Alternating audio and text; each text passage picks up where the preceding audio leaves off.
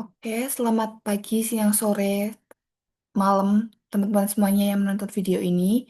Jadi, sesuai yang aku bilang di pertemuan terakhir kemarin, sekiranya ada kesempatan dan memungkinkan waktunya, aku buatkan video penjelasan ulang tentang simulasi UAS 1 ya, atau simulasi UAS yang pertama kali kita kerjakan kemarin di pertemuan 13. Nah, seperti yang udah aku bilang juga, kalau simulasi UAS 1 itu aku ambil dari soal-soal dari UAS tahun lalu ya, UAS tahun 2024. Jadi, aku juga menekankan sekali kepada teman-teman untuk benar-benar mendalami keempat soal yang akan kita bahas ulang ini. Karena siapa tahu soal-soal dengan tipe ini tuh akan keluar lagi di UAS tahun ini gitu. Oke, tapi bukan berarti teman-teman nggak belajar materi, cuma harapanku tuh ini benar-benar udah teman-teman dalami sekali gitu nanti keempat soal ini.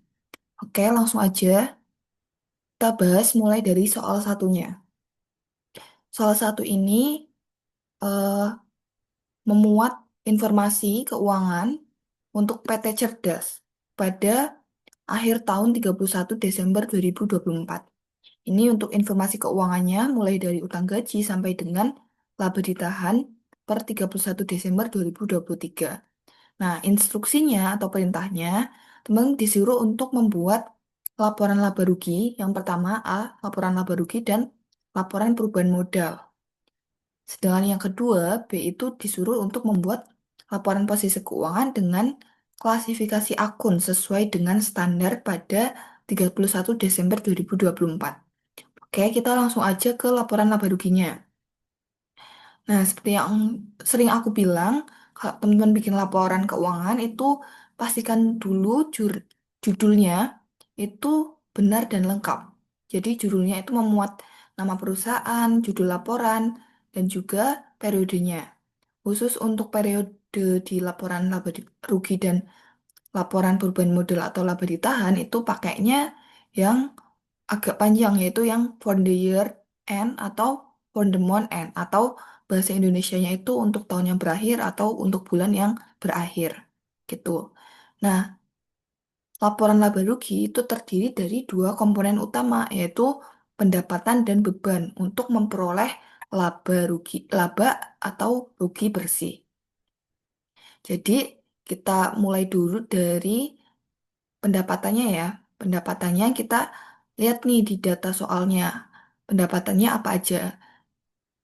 Nah, kalau kita lihat di soal, pendapatan yang ada di data keuangannya itu ada dua, pendapatan jasa dan juga pendapatan sewa.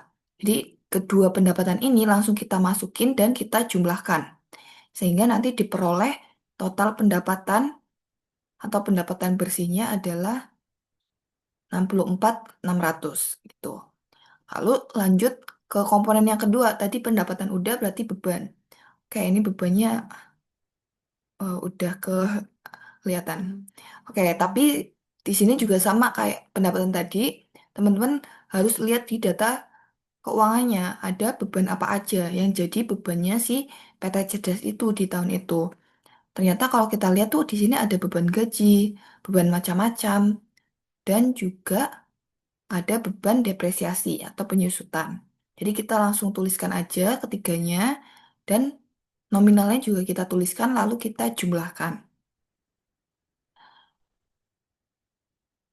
Oke, kita jumlahkan total bebannya. Sehingga ketemu total bebannya itu 68.800. Lalu kita lihat pendapatan sama beban ini besar mana. Ternyata pendapatannya tuh cuma 64.600, sedangkan bebannya dia 68.800, yang mana artinya lebih besar bebannya ya.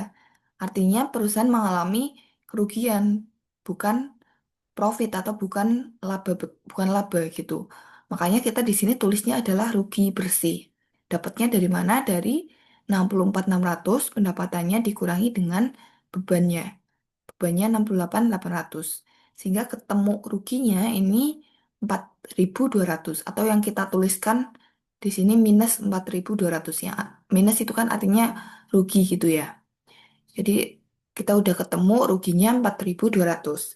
Dan nominal rugi ini adalah nominal yang akan berlanjut nanti ke laporan perubahan laba ditahan atau laporan perubahan modal. Tuh. Lalu yang kedua, kita disuruh untuk membuat laporan perubahan modal untuk tahun 2024. Ini juga sama kayak laba rugi, kita tulis dulu judulnya dengan baik dan lengkap. Ada nama perusahaannya, judul laporannya, dan juga periodenya. Oke, nah laporan perubahan modal ini, kayak sebelumnya ini disclaimer yang sesuai aku bilang di kelas offline juga, pertemuan 13 aku udah bilang kalau sebenarnya data-data yang disajikan di sini tuh lebih merujuknya ke pembuatan laporan laba ditahan ya, karena ada data laba ditahan awal, yang mana artinya kan kita harus mencari laba ditahan akhirnya gitu ya, berapa. Tapi karena di sini perintahnya adalah membuat laporan perubahan modal, nggak apa-apa kita tulisin aja judulnya ini laporan perubahan modal. Tapi esensinya atau intinya itu kita kayak seolah-olah membuat laporan laba ditahan aja gitu.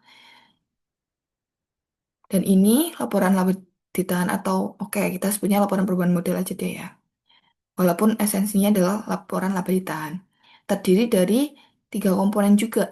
Ada laba ditahan awalnya, terus nanti ada eh, fluktuasinya. Fluktuasinya tuh berarti penambahan atau pengurangan.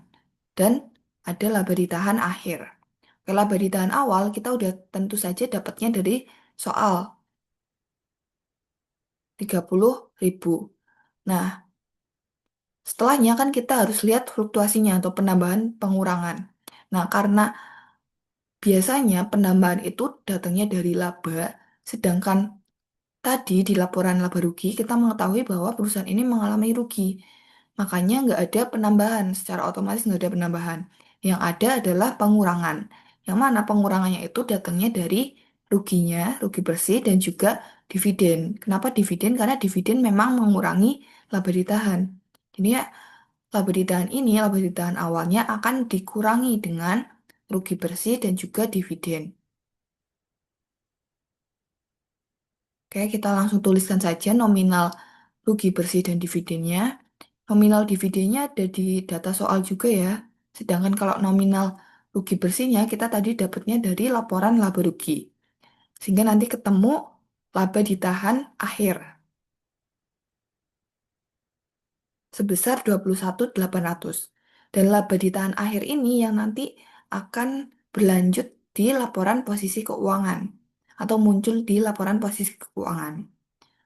Oke, berarti kita langsung lanjut aja ke laporan posisi keuangan. Ini juga seperti biasa judulnya harus baik dan lengkap.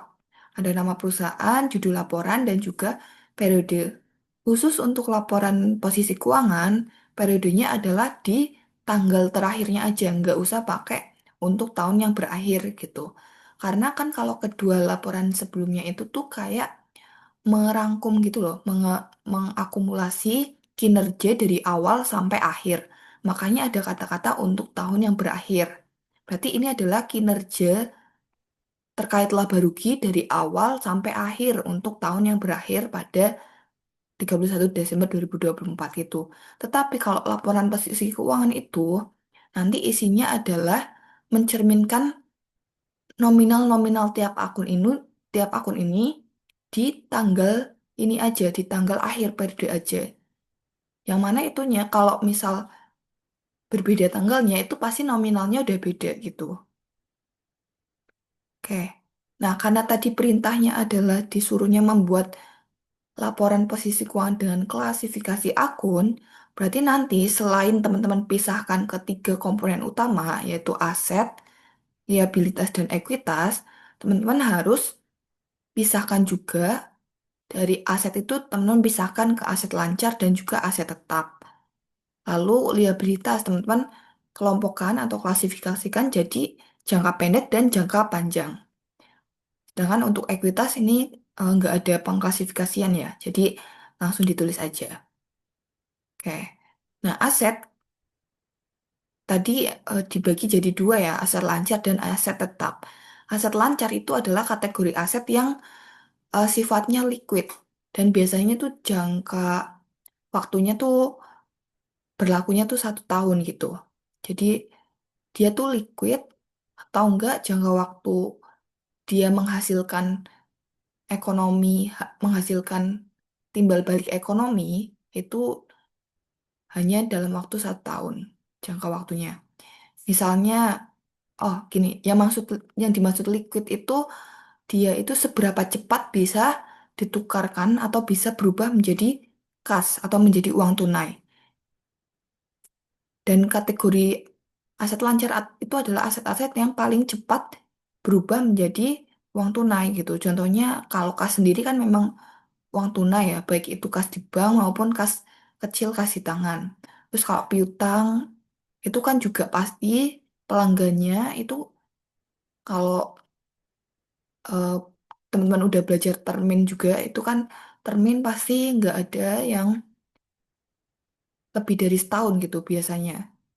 Jadi pelanggan itu pasti melunasinya tuh ya masih di bawah 1 tahun. Makanya dia cenderung liquid atau cenderung mudah ditukarkan jadi cash. Atau komponen aset lancar yang lainnya tuh ada perlengkapan. Itu kan habisnya dalam jangka pendek ya. Perlengkapan itu kan bahan habis pakai. Dan dia habisnya dalam jangka pendek. Kurang dari 1 tahun gitu. Atau enggak persediaan. Kalau di perusahaan dagang nanti ada persediaan. Itu juga masuk kelompok aset lancar karena dia ada kemungkinan untuk dijual di bawah 1 tahun gitu. Atau juga kayak asuransi dibayar di muka, pendapat apa sewa dibayar di muka, itu kan berlakunya tuh biasanya 1 tahun gitu. Atau kurang lebih 1 tahun.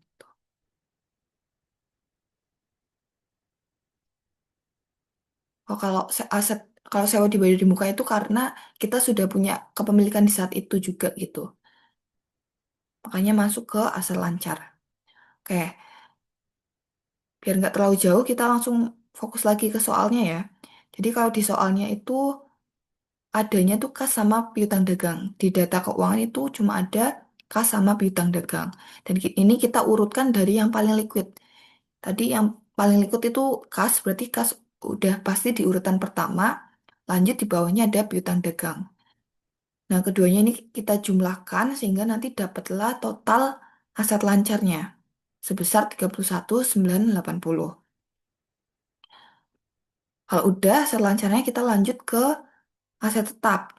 Nah, aset tetap ini adalah aset-aset yang biasanya secara fisik itu bentuknya cenderung keras ya. Jadi kayak bangunan, kendaraan, mesin itu kan cenderung keras secara fisik.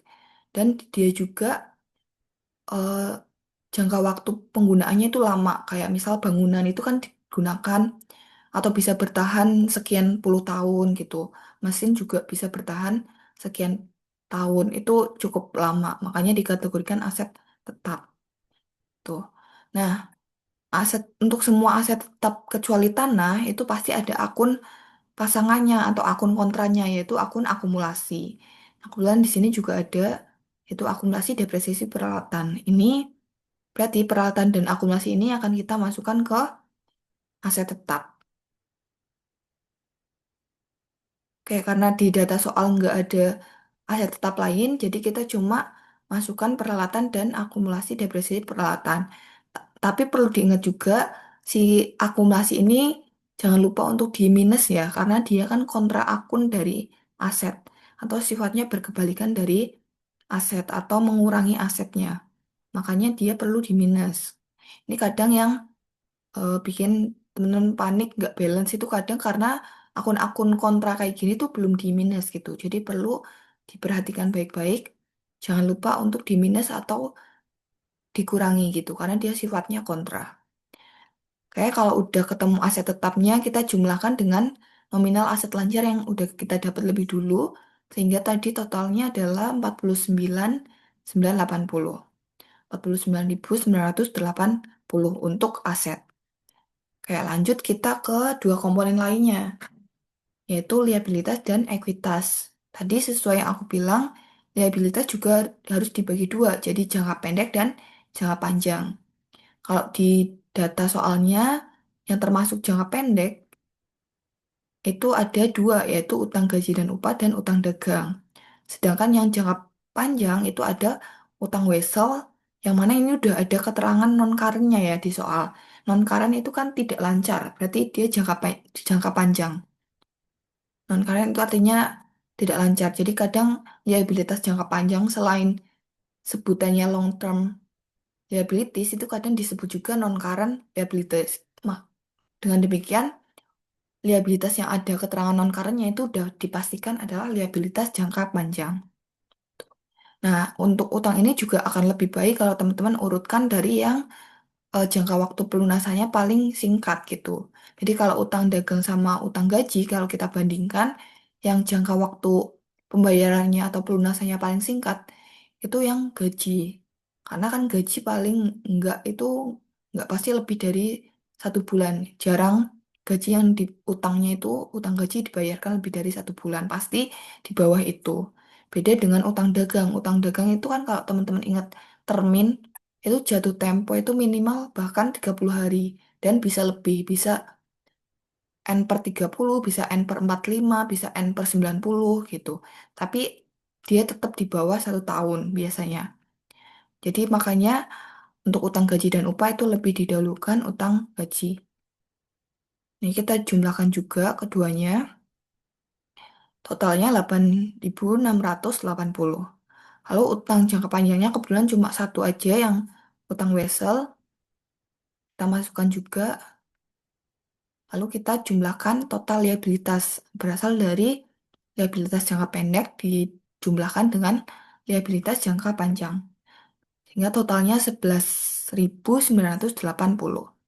Oke, ini memang belum balance dengan aset ya, karena kita perlu jumlahkan dengan ekuitas. Nah, komponen ekuitas yang udah pasti adalah modal ya. Modal saham biasa ini nominalnya kita dapatkan dari soal, lalu komponen yang kedua itu adalah laba ditahan. Nah, laba ditahan ini yang tadi aku bilang dia lanjutan dari laporan perubahan modal atau perubahan laba ditahan sebelumnya ini. Jadi kita pakainya adalah nominal yang kita dapat di laporan sebelumnya, bukan nominal laba ditahan yang ada di soal yang ini. Karena ini laba ditahan awal. Kita pakainya ini laba ditahan akhir yang sudah sesuai dengan periode 31 Desember 2024. Oke, nah kita nggak usah masukin dividen lagi ya, walaupun dividen itu komponen ekuitas, tapi dividen itu kan udah kita akumulasikan di sini. Jadi dividen itu udah mengurangi laba ditahan, jadi udah masuk di sini. Sehingga kita nggak perlu tambahkan lagi dividennya. Kalau kita tambahkan dividen di sini, berarti nominal laba ditahannya kita pakai laba ditahan yang 30.000 itu gitu. Tapi agar lebih representatif, maksudnya laba ditahan ini juga adalah nominal yang terbaru, jadi dividennya kita nggak usah masukkan. Kita masukkan saja laba ditahan yang nominal terbaru aja. Lalu kita jumlahkan antara model saham biasa dengan laba ditahan, jumlahnya 38.000. Lalu kita juga jumlahkan total ekuitas dan total liabilitas. Hingga nanti akan jumlahnya ini akan sama dengan aset. Total liabilitas ekuitas jumlahnya 49.980, aset jumlahnya 49.980 juga. Jadi ini udah sama, udah balance. Berarti ada kemungkinan besar laporan posisi keuangan ini udah benar gitu, karena udah sama kedua sisinya. Dan saat membuat laporan posisi keuangan ini, teman-teman nggak harus bikin menurun seperti ini ya. Karena kan laporan posisi keuangan itu ada dua versi, bisa model Staffel seperti ini menurun atau model Skontro yang samping-sampingan. Jadi liabilitas dan ekuitasnya ditaruh di samping gini. Itu nggak apa-apa banget tergantung preferensi teman-teman sendiri. Oke, kalau udah kita lanjut ke soal nomor 2. Oke, soal nomor 2 ini berkaitan dengan transaksi perusahaan dagang ya atau merchandising company. Yaitu Eh, Pencatatannya itu terdiri dari dua sistem, yaitu ada sistem perpetual dan juga ada sistem periodik. Nah, ini udah kita pelajari di pertemuan 8 ya. Pertemuan 8 dan kita juga udah ada tugas terkait pencatatan ini. Jadi se sebaiknya teman-teman udah bisa memahami dengan baik gitu. Kalau memang masih ada yang kurang paham dikit atau masih ada yang lupa-lupa gitu bisa dibuka lagi catatannya, bisa latihan soal-soal lagi yang udah pernah kita pelajari. Nah, ini tabel perbandingan kedua jenis transaksi baik menurut perpetual dan periodik ya. Oke. Mungkin yang update dari pertemuan 8 waktu itu, jadi waktu pertemuan 8 kayaknya aku belum masukin transaksi ini, transaksi beban angkut penjualan. Jadi aku udah masukin transaksi beban angkut pembelian waktu itu, tapi transaksi beban angkut penjualan itu belum aku masukin. Nah, ini udah aku update, udah aku masukin. Jadi memang kalau teman-teman lihat sekilas agak beda ya. Jadi kalau di transaksi pembayaran beban angkut itu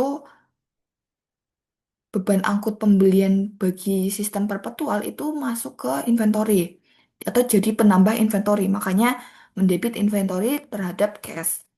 Sedangkan kalau periodiknya mendebit sesuai aktivitasnya yaitu break in terhadap cash atau kalau dia bayarnya utang berarti terhadap account payable. Cuma kebanyakan mostly beban angkut itu dibayarnya cash.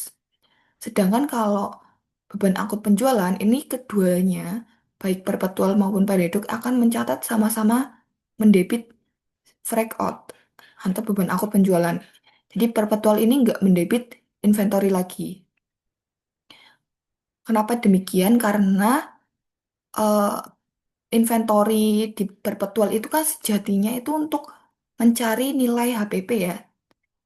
Jadi kenapa perpetual itu mencatat inventory, mencatat COGS itu karena sebenarnya tujuannya itu untuk mencari nilai HPP atau biaya utama si produk yang akan dijual itu.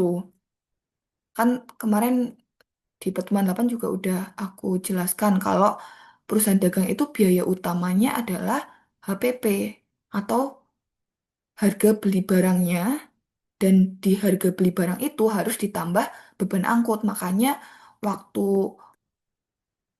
ada beban angkut pembelian itu dia masuknya ke inventory. Tetapi kalau beban angkut penjualan itu kan dia lebih ke biaya transportasi yang udah terlepas dari inventory gitu. Jadi kan biaya pengangkutan penjualan ya atau beban angkut penjualan itu kan terjadi setelah perusahaan itu udah beli barang gitu dan ada pelanggan atau pembeli yang beli barang ke perusahaan. Maksudnya perusahaan tuh udah kulakan gitu ibaratnya, terus udah ketemu harga HPP-nya, lalu ada pelanggan yang beli barang ke perusahaan. Berarti kan nilai HPP itu udah diketahui kan. Makanya sih beban angkut penjualan itu udah nggak mempengaruhi lagi HPP. Dan lagi pula beban angkut penjualannya tuh be- hubungannya sama barang yang keluar dari perusahaan. Makanya nggak ada kaitannya sama HPP. Maaf, maksudnya nggak ada kaitannya sama inventory gitu. Yang ada kaitannya adalah beban angkut pembelian karena beban angkut pembelian itu hubungannya sama barang yang dibawa masuk ke perusahaan. Kalau beban angkut penjualan itu kan hubungannya sama beban yang dibawa keluar oleh perusahaan atau ya dibawa keluar dari perusahaan ke pelanggan. Makanya nggak ada, makanya beban angkut penjualan itu nggak menambah inventory gitu. Dia masuknya kayak biaya operasi atau ya biaya operasi biasa. Jadi kalau di laba rugi itu masuknya yang di beban operasi gitu. Breakout. Oke, kita lanjut ke pembahasan soal 2 ya. Nah, jadi di sini ada transaksinya Diamond Company yang kalau di soal itu disuruh teman-teman mencatat menggunakan perpetual system. Ini kebetulan cuma ada 3 transaksi aja, A, B, dan C. Oke, kita mulai dari yang A. Diamond menjual 55.000 barang dagangan. Ini kalau menjual Berarti ini adalah harga jualnya ya. 55.000 itu harga jualnya. Terminnya 1/10 N/30. Berarti ini bacanya adalah si pelanggannya Diamond akan dapat diskon 1% ketika dia melunasi setelah 10 hari tanggal faktur. Dengan jatuh tempo pelunasannya adalah 30 hari setelah tanggal faktur. Harga pokok barang dagangan 30.000. Nah, ini udah ada clue-nya, harga pokok. Berarti ini CUGS. Dan harus diingat kalau perpetual itu ada dua ayat, waktu penjualan maupun retur penjualan. Ada dua ayat. Pertama itu nyatet transaksi penjualannya. Transaksi penjualan kan berarti dia mencatat penjualan sama karena ini kredit berarti menerima piutang ya. Makanya piutangnya akan ada di debit sebesar 55.000 sesuai harga jualnya. Dan pendapatannya, sales revenue-nya akan bertambah di kredit 55.000 juga. Nah, karena tadi ada harga pokok barang dagangan, maka kita juga harus mencatat COGS terhadap inventory. Karena waktu menjual itu biayanya tuh bertambah. Biaya ini tuh biaya beli barangnya gitu. Terus waktu perusahaan jual barang, barangnya kan keluar, makanya inventorinya ada di kredit. Sejumlah tadi yang ada di soal 30.000. Tuh. Lalu yang B, pelanggan pada transaksi A mengembalikan 5.000 barang dagangan tersebut ke Diamond. Harga pokok barang dagangan yang dikembalikan 3.000. Nah, ini berarti transaksi retur penjualan ya, karena pelanggannya mengembalikan ke Diamond. Jadi sebelumnya Diamond ini di transaksi A menjual, kemudian ada pelanggan yang mengembalikan barang dagangan sebesar nilainya itu 5.000 dan dia barang 5.000 ini punya harga pokok 3.000. Nah, ini juga sama harus dicatat dengan dua ayat karena tadi pokoknya kalau perpetual dan itu transaksinya penjualan dan retur penjualan itu harus dua ayat. Pertama nyatet transaksi returnya. Transaksi retur itu berarti dia mengkredit account receivable karena kan tadi kita mengakui account receivable kita 55.000. Tapi karena ada barang yang dikembalikan oleh pelanggan ke kita, berarti account receivable kita harus dikurangi. Karena piutang kita berarti jumlahnya udah bukan 55.000 lagi, karena ada barang yang balik ke kita. Makanya account receivable ini dari yang di debit. Ini kita kreditkan, dan debitnya adalah kita mengakui adanya sales return. Dan sales return ini kan kontra akun dari sales ya. Makanya kalau sales bertambah di kredit, sales return kalau bertambah itu di debit sebesar 5.000 ini nominal barangnya. Lalu kita juga mencatat untuk mutasi persediaannya. Nah, ini ayat yang kedua ini sebenarnya kebalikan dari jurnal penjualannya. Kalau waktu penjualan kan kita mendebit COGS sama inventory.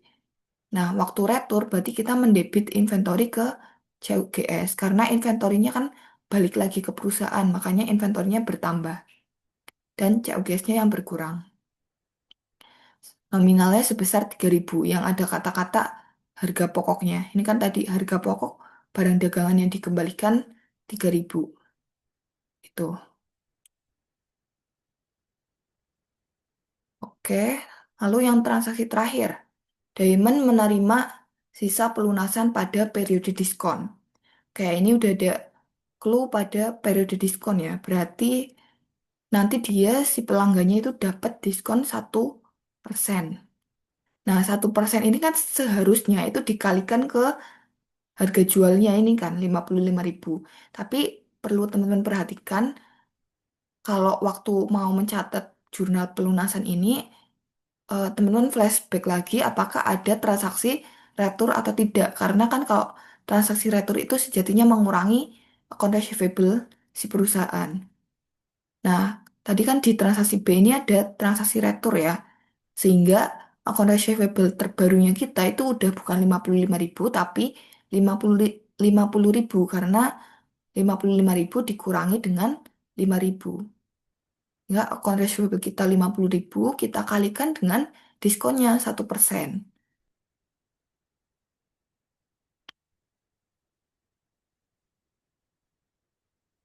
Oke, sehingga dapatlah sales diskon 500.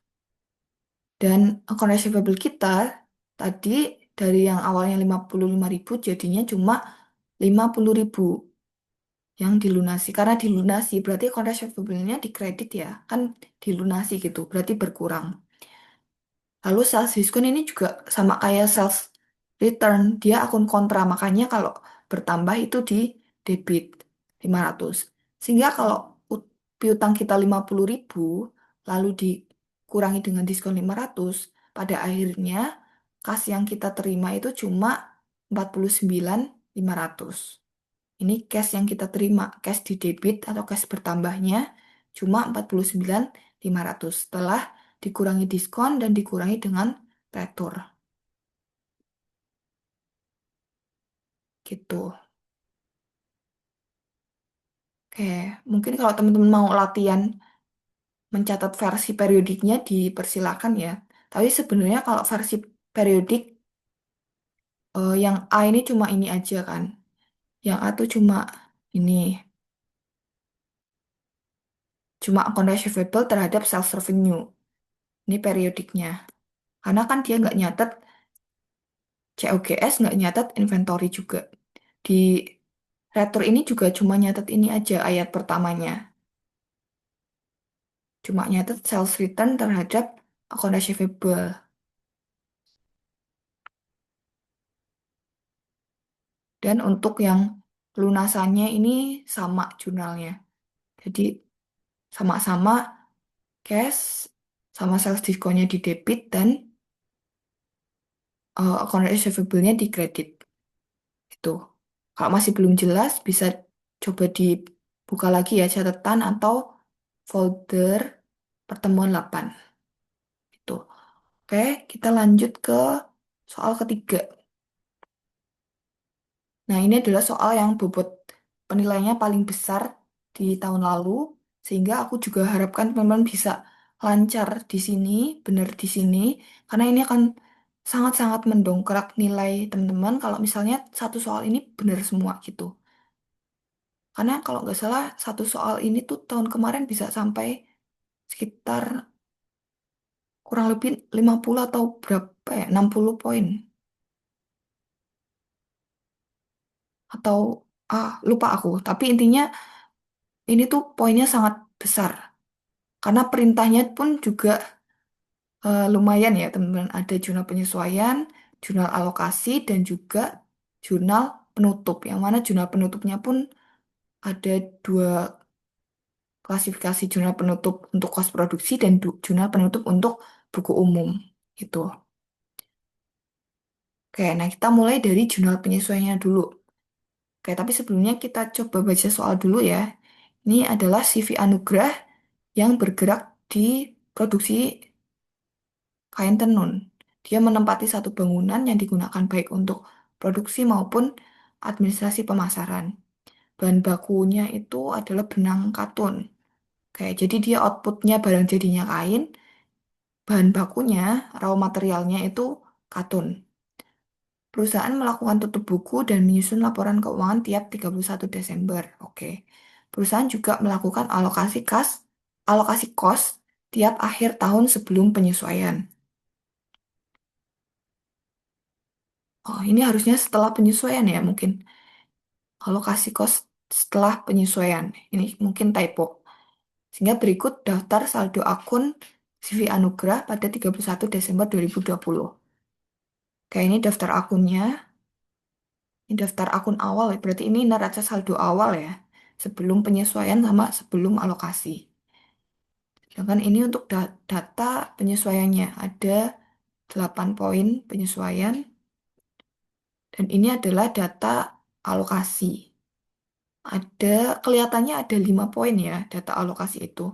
A, B, C, D, E. Tapi sebenarnya untuk data yang terakhir ini, yang isinya itu data sediaan akhir, itu nggak akan teman-teman bikin jurnal alokasi. Karena ini adalah data yang akan membantu teman-teman di jurnal penutup nanti. Jadi ini nggak dibikin alokasi. Jadi kalau dilihat berarti alokasinya nanti cukup 4 jurnal aja. Gaji, depresiasi bangunan, listrik, dan juga asuransi. Oke, Oke, kita langsung masuk ke jurnal penyesuaian aja kalau gitu. Jurnal penyesuaian yang pertama itu tentang depresiasi bangunan. Depresiasi bangunan ditetapkan 10% per tahun. Oke, ini teman-teman nggak usah mikir metode atau apapun lagi karena di soalnya udah langsung disebutkan persentase penyesuaiannya per tahun. Jadi ini cukup mudah ya. 10% per tahun. Kalau depresiasi bangunan berarti hubungannya kan sama bangunan. Makanya 10% itu teman-teman kalikan dengan saldo bangunannya.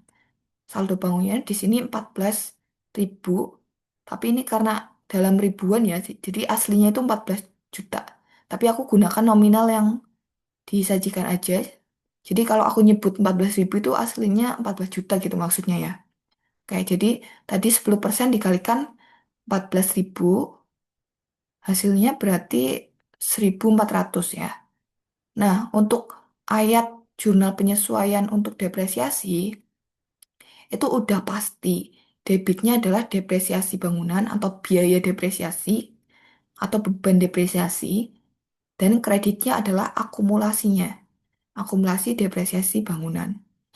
Jadi kalau mau bikin jurnal penyesuaian, teman-teman lihat aja dulu di daftar saldonya, akunnya tuh ada apa aja.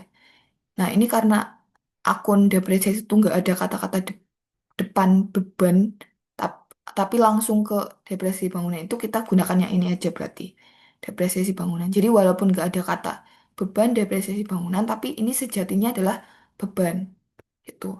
Sedangkan kalau yang akumulasi itu udah pasti ada kata-kata akumulasi. Jadi kalaupun nanti kalimatnya beda kan kalau di buku Suarjono tuh ada juga yang akumulasinya tuh disebutkannya depresiasi akumulasian bangunan. Nah, teman-teman pokoknya pilih aja kalau yang buat kreditnya tuh yang ada kata-kata akumulasinya. Dan itu udah pasti bebannya di debit, yang ada akumulasinya tuh di kredit. Ingat ya, akumulasi tuh di kredit karena dia akun kontra beban. Jadi kalau bertambah tuh di kredit. Sedangkan beban kalau bertambah kan udah otomatis di debit gitu. Jadi depresi bangunan di debit, akumulasi di kredit, nominalnya tadi 10% dikalikan 1.400. 10% dikalikan 14.000 maaf. Hasilnya 1.400 itu. Oke, kita lanjut ke yang B. Yang B ini masih terkait depresiasi, tapi ini depresiasi mesin dan peralatan. Berarti dengan demikian kita juga harus lihat saldo mesin dan peralatannya berapa. Nah, ini persentasenya adalah 12% per tahun. Berarti 12% ini kita kalikan dengan saldo mesin dan peralatan. Saldo mesin dan peralatan ini 10.500. Berarti 12% kita kalikan dengan 10.500. Hasilnya adalah 1.260. Dan ini juga akunnya sama. Debitnya itu depresiasi mesin dan peralatan.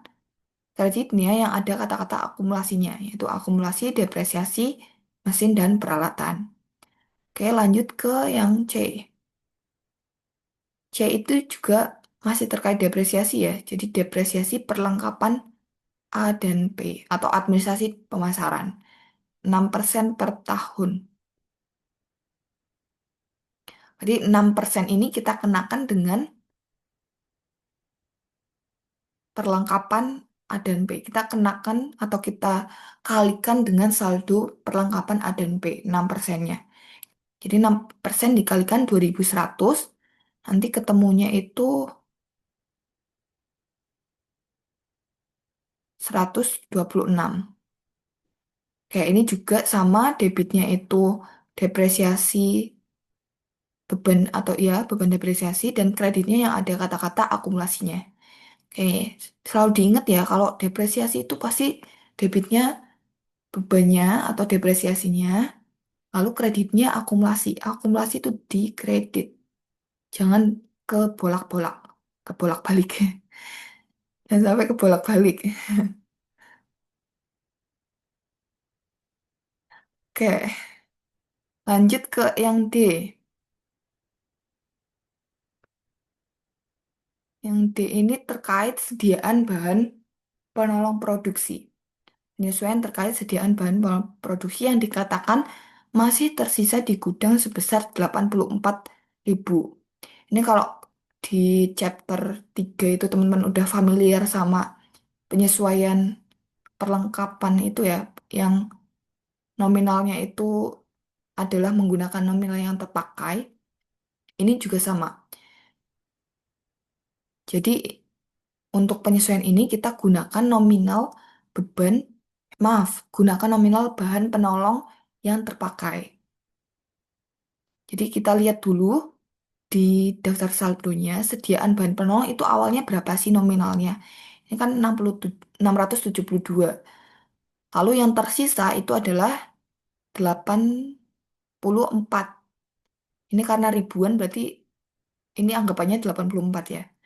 Jadi 672 ini kita kurangi dengan 84. Itu adalah nominal sediaan bahan penolong yang terpakai.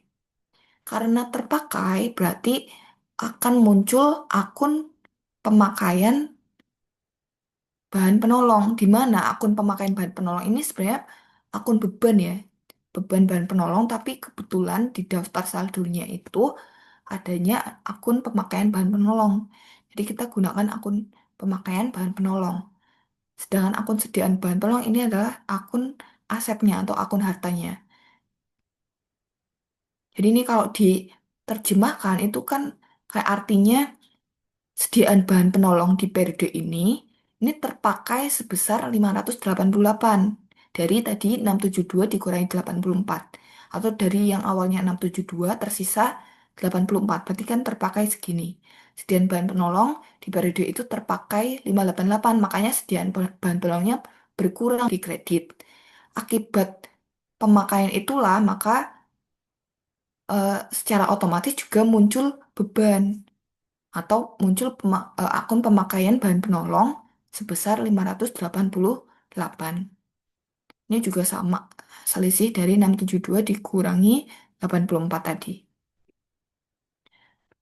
Oke, lanjut ke transaksi yang kelima, yaitu biaya asuransi. Biaya asuransi tahun 2020 diperhitungkan 126.000. Berarti kalau kayak gini tuh artinya biaya asuransi yang terjadi di tahun 2020 atau yang kita akui sebagai biaya asuransi di tahun 2020. Oh, ini kayaknya tipe ya. Ini 2023 ya, teman-teman. Karena ini kan 2024. Ini tipe 2023. Oke, biaya asuransi yang kita akui di tahun 2023 itu sebesar 126.000 yang terjadi di tahun tersebut yaitu 126.000. Nah, ini kadang eh, biar lebih meyakinkan, kita cek dulu di kedua akun, yaitu akun asuransi dibayar di muka sama akun biaya asuransi. Nah, bisa dilihat di sini, akun biaya asuransi itu nol. Artinya setelah ditutup di periode sebelumnya, ditutup di periode 2023, itu belum ada pengakuan biaya asuransi lagi. Makanya ini masih nol. Dan pengakuannya itu baru terjadi ini di data penyesuaian ini. Berarti kan dengan kata lain, kita itu mau memunculkan nilai 126 ini di sini kan.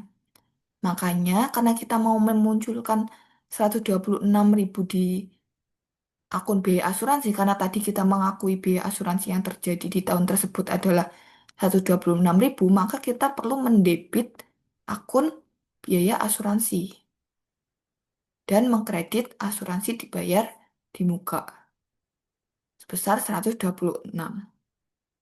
Itu. Jadi untuk meyakinkan, karena kadang eh, kita kekecoh ya, terkecoh. Jadi untuk meyakinkan teman-teman bisa lihat dulu kedua akunnya, akun biaya asuransi sama akun asuransi dibayar di muka gitu. Kalau memang akun biaya asuransinya nol, artinya kan belum ada di pengakuan biaya asuransi di periode itu.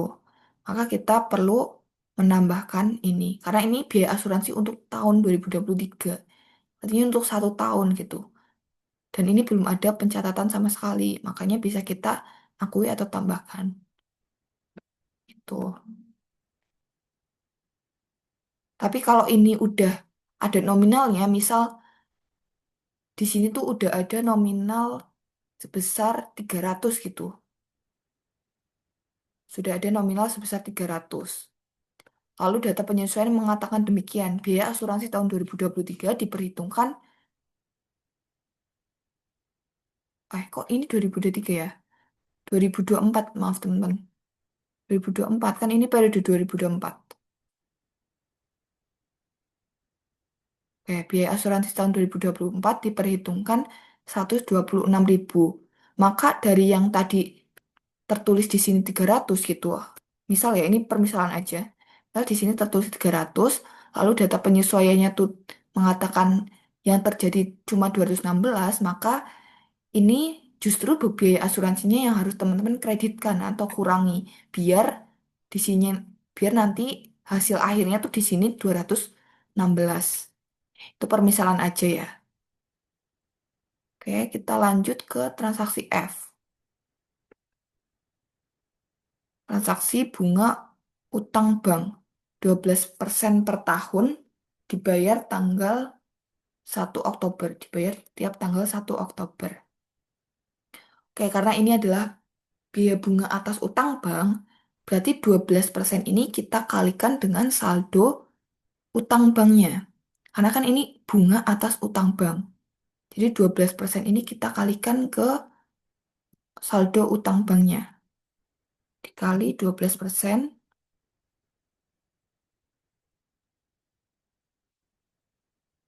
hasilnya 840. Tapi ini kan bunga per tahun. Bunga per tahun. Nah, tahun 2024 itu kan berjalan dari Januari sampai Desember. Nah, tetapi di sini tuh dikatakan bahwa pembayaran bunga ini dilakukan tiap tanggal 1 Oktober, yang mana artinya bunga dari Januari sampai Oktober kan udah dibayar. Jadi dari 840 ini untuk, oh ini bukan Oktober, ini Oktobernya tuh masih awal, berarti cuma sampai akhir September ya, biar nggak salah paham. Sampai September atau 9 bulan itu udah dibayar. Yang belum dibayar atau masih menjadi hutang adalah 3 bulan berikutnya, yaitu dari Oktober, November, Desember. Oktober, November, Desember itu belum dibayar. 3 bulan belum dibayar. Berarti kita bisa proporsikan untuk mencari nominal bunga atau utang bunga yang belum dibayar. Berarti 3/12, 3 bulan per 12 bulan dikalikan dengan 840. 210. Itu nominal yang kita akui sebagai utang bunga atau bunga yang belum dibayar. Nah, kalau ngomongin beban yang belum dibayar, itu udah pasti debitnya itu bebannya atau biayanya, dan kreditnya itu adalah utangnya. Karena kan kalau belum dibayar, itu kan kita artinya punya utang ya. Jadinya maka utangnya udah otomatis bertambah di kredit. Jadi ini biaya bunga bank terhadap utang biaya bunga. Kita pakai nominal tadi yang udah kita hitung proporsi 3/12 tadi, yaitu 210 gitu. Oke, ke yang G, transaksi G. Ini juga terkait beban yang belum dibayar ya, tapi gaji dan upah. Gaji dan upah bulan Desember belum dibayar sebesar 840. Ini juga sama karena ngomongin beban yang belum dibayar, pasti otomatis akan muncul beban gaji dan akan muncul pula di kreditnya itu akun utang gaji karena belum dibayar. Makanya utang kita bertambah di kredit sebesar sesuai nominal yang di soal yaitu 840. Oke, terakhir yaitu biaya listrik dan air bulan Desember 45.500 itu belum dibayar. Oke, ini juga sama-sama beban yang belum dibayar. Berarti kita otomatis akan mendebit biaya. listrik dan kreditnya adalah utang listrik karena biayanya itu belum dibayar. Makanya muncul utang sebesar nominalnya karena ini dalam ribuan jadi kita sesuaikan aja 45,5. Tapi kalau teman-teman mau tuliskan aja sesuai nominal aslinya juga nggak apa-apa. Jadi tapi disesuaikan, diseragamkan. Semuanya sesuai nominal aslinya. Oke, jangan lupa dijumlahkan untuk memastikan jurnal penyusunan kita udah balance. Oke, ini udah sama ya. Itu udah benar. Lanjut kita masuk ke jurnal alokasi kos. Nah, seperti yang aku bilang di pertemuan offline asistensi, alokasi itu sebenarnya sama dengan memindahkan atau bisa juga diartikan sebagai kayak merincikan atau mengklasifikasikan atau bisa juga memisahkan ya kurang lebih seperti itu. Nah, kalau teman-teman bingung bikin jurnal alokasi, sebenarnya jurnal alokasi itu udah ada clue-nya di daftar saldo. Clue-nya gimana? Jadi biasanya akun-akun yang akan jadi tujuan alokasi itu udah ada di bawahnya akun induknya. Contoh, yang ini akun induknya misalnya, biaya gaji dan upah. Ini di bawahnya tuh udah ada akun-akun rinci dari biaya gaji. Ada biaya gaji untuk TKL, ada biaya gaji untuk pengawas, ada biaya gaji untuk pegawai administrasi pemasaran. Jadi ini adalah akun-akun yang akan dialokasi, yang akan menjadi tujuan alokasi atas akun biaya gaji. Demikian juga untuk depresiasi bangunan. Itu teman-teman udah bisa lihat. Ini kan depresiasi bangunan aja itu kan akun ibaratnya tuh gampangnya kita nyebutnya akun induk gitu ya. Nah, ini tuh udah ada rinciannya di bawahnya. Ada depresiasi bangunan eh, pabrik, ada depresiasi bangunan administrasi pemasaran. Dan ini akun yang akan jadi tujuan alokasi. Demikian pula sama depresiasi mesin, ini juga udah ada.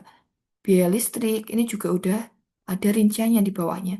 Jadi sebenarnya kalau teman-teman disuruh bikin jurnal alokasi itu teman-teman lihat aja ke daftar saldonya karena di situ adalah clue-nya gitu. Tinggal untuk nominalnya itu teman-teman cari dari data yang disajikan gitu. Oke, yang pertama itu adalah kita lihat di alokasi, di data alokasi. Yang pertama itu alokasi untuk gaji dan upah. Jadi gaji dan upah ini didasarkan sebagai berikut. Ini pakainya persentase ya. Yang mana total persentase pasti 100%. Pengawas produksi menerima 10%, pegawai administrasi pemasaran menerima 20%, dan TKL menerima 70%. Nah, tapi perlu diperhatikan bahwa dalam membuat jurnal alokasi ini, teman-teman juga perlu memperhatikan jurnal penyesuaian yang udah kita buat. Ini benar harus memperhatikan jumlah penyesuaian yang kita buat. Karena kan kalau teman-teman flashback atau belajar lagi di chapter 3 itu teman-teman ingat nggak ada neraca setelah penyesuaian. Nah, ini walaupun kita nggak bikin neracanya, kita tuh sejatinya harus tetap mengacu ke nominal yang terbaru. Jadi kita nggak bisa cuma pakai nominal-nominal yang ada di data saldo ini karena ini kan ibaratnya bukan nominal yang up to date ya, bukan nominal yang terbaru karena kan tadi ada penambahan mungkin ada penambahan depresiasi bangunan, yang depresiasi bangunan di sini nggak ada tapi di penyesuaian muncul itu kan berarti penambahan kan. Jadi makanya teman-teman di jurnal alokasi ini harus mempertimbangkan, memperhatikan jurnal penyesuaian juga. Makanya keempat jurnal di manufaktur, mulai dari penyesuaian alokasi, kos produksi sampai kos buku penutup buku umum, itu harus dibuat secara berurutan gitu. Karena akan saling terkait satu sama lain. Tuh, kayak tadi yang pertama itu terkait penutup. maaf, alokasi untuk beban gaji ya. Oke, nah biasanya untuk memudahkan itu kita hitung dulu total beban gaji yang akan kita alokasikan atau biaya gaji yang akan kita alokasikan. Nah, ini totalnya dapat dari mana? Dari yang ada di data saldo. Yang di data saldo ini 6.650. Kita tambahkan dengan yang ada di penyesuaian. Di penyesuaian itu ada penambahan gaji dan upah sebesar 840. Sehingga kan total biaya gaji itu bukan lagi yang 6.650 tadi ya, tapi ditambah dengan 840 sehingga nominal totalnya adalah 7.490. Dan ini yang akan kita alokasikan. Alokasikannya kemana tadi? Yang aku bilang ini udah ada clue-nya, udah ada akun-akun yang akan tempat jadi alokasi, akan jadi tempat alokasinya, yaitu ada TKL, pengawas, dan pegawai AP. Jadi kita masukin aja ke tiga akun itu. Nah, tinggal teman-teman hitung nominalnya sesuai proporsinya. Kayak TKL tadi dia dapat 70%. Jadi 70% dikalikan total biaya gaji dan upah, atau 70% dikalikan 7.490. Terus pengawas pabrik itu dikalikan dengan 20% ya tadi pengawas. Oh, 10%. Pengawas pabrik 10%, administrasi pemasaran itu 20%.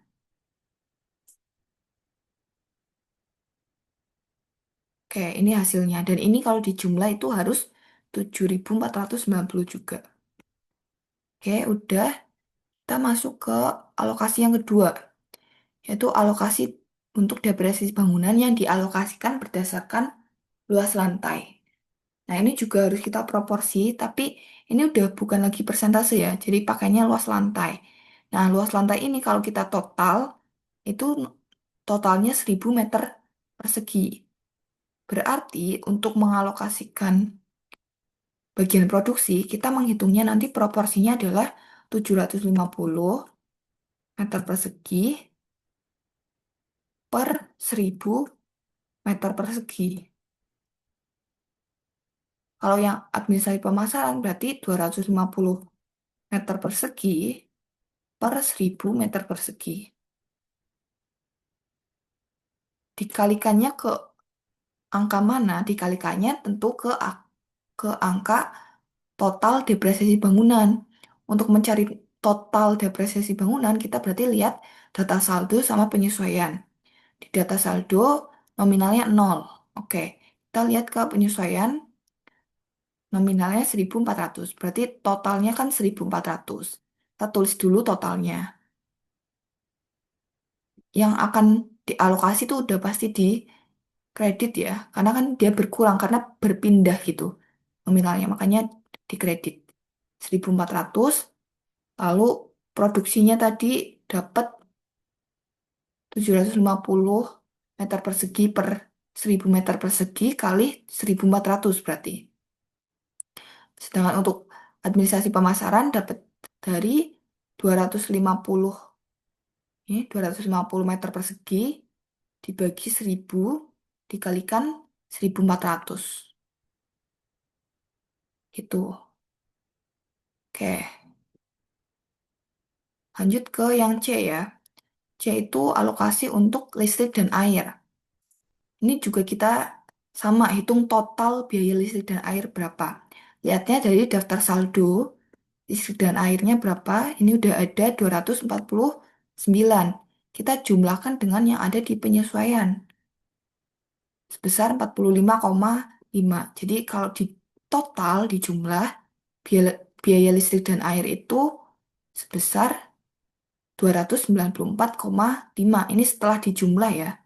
Dijumlah dari 249 yang ada di daftar saldo dengan 45 yang ada di penyesuaian. Tinggal kita alokasikan ke akun pabrik dan AP. Ini tadi alokasinya sama-sama pakai luas lantai ya? Oh, enggak ya.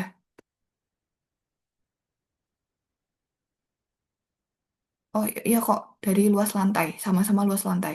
Berarti ini juga 750 per 1000 dikalikan, kalau yang pabrik 750 per 1000 dikalikan 294,5. Kalau yang listrik air itu 250 meter persegi per 1000 meter persegi kalikan dengan ini. Tuh. Oke, yang terakhir, alokasi yang terakhir itu alokasi untuk asuransi. Ini dasarnya udah beda, yaitu dasarnya pakai jumlah orang. Jadi kalau produksi, ini di total dulu jumlah orangnya 40 kan berarti. Jadi kalau produksi proporsinya adalah 30 per 40, nanti dikalikan total biaya asuransi. Kalau ini untuk administrasi pemasaran berarti 10 per 40 dikalikan total biaya asuransi.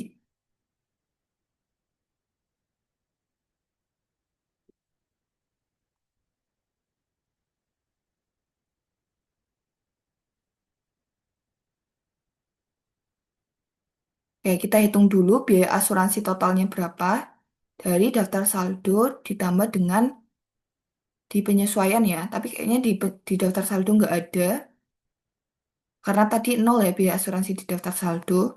Jadi kita pakai yang dari penyesuaian aja. 126. Untuk pabriknya tadi kita pakai proporsi 30 per 40 dikalikan ini berarti 30 per 40 dikalikan 126. Sedangkan kalau yang administrasi pemasaran 10 per 40 dikalikan 126. Ketemulah segini. Ya, ini jurnal alokasi kita udah selesai. Jurnal alokasinya udah selesai. Tinggal lanjut ke jurnal penutup. Nah, jurnal penutup nanti ada dua section ya. Jurnal penutup untuk kos produksi dan juga jurnal penutup untuk bahan, maaf, jurnal penutup untuk buku umum. Jadi kalau dilihat ini transaksi yang pencatatan A sampai dengan G itu untuk kos produksi. Sedangkan yang H ini kan ada H1, H2, H3, H4 itu untuk yang buku umum. Karena kan buku umum itu sejatinya adalah penutupan yang biasa kita lakukan itu ya, yang teman-teman bisa singkat dengan kata REN itu ya, yang revenue, expense, net income atau net loss, dan dividen gitu. Cuma nanti mungkin kita pakainya bahasa Indonesia. Oke, kita mulai dari yang jurnal penutup kos produksi dulu ya. Nah, sebenarnya kalau misal teman-teman bingung urutan membuat jurnal penutup kos produksi ini, teman-teman bisa bayangkan proses produksi itu sendiri. Jadi proses produksi itu kan terdiri dari awalnya eh, perusahaan memasukkan bahan baku,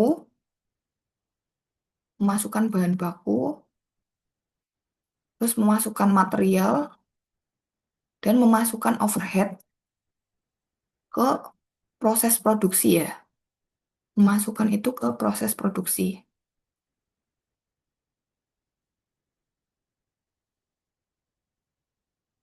Kalau memasukkan ke proses produksi berarti dia itu berubah jadi barang dalam proses atau sediaan dalam proses.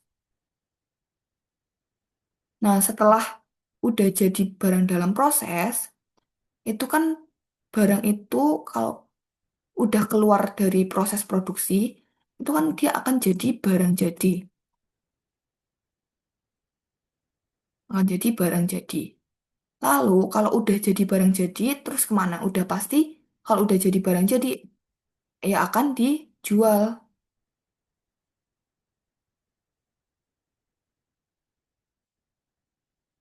Jualan barang jadi. Ini alur secara umum dan sederhananya kayak gini ya. Jadi jurnal penutup kos produksi pun sebenarnya itu merepresentasikan proses ini. Proses dari bahan. dari kos produksi yang masuk ke proses produksi, kos produksi ada tiga ini, masuk ke proses produksi, namanya jadi barang dalam proses. Lalu ketika udah jadi, dia jadi barang jadi, dan kalau barang jadi udah dijual, maka itu masuknya ke proses penjualan. Nah, sebenarnya itu jurnal penutup ini merepresentasikan ini. Jurnal penutup kos produksi ini merepresentasikan ini. Nah, oleh karena itu, penutup yang pertama adalah tentunya penutup bahan baku, penutup material, dan penutup overhead, penutup kos-kos produksi. Tak mulai dari penutup bahan baku dulu. Menutup bahan baku itu artinya menutup semua bahan baku yang kita punya. Nah, bahan baku yang kita punya itu dapatnya dari mana? Tentunya dari sediaan awal bahan baku yang udah kita punya di periode itu ya maksudnya. Kan tentunya dari sediaan awalnya. Kita awalnya punya berapa? Dan juga dari pembelian bahan baku. Nah, kalau ditutup itu kan artinya dinolkan ya. Ditutup itu artinya dinolkan, dinolkan atau dibalik dari saldo normal.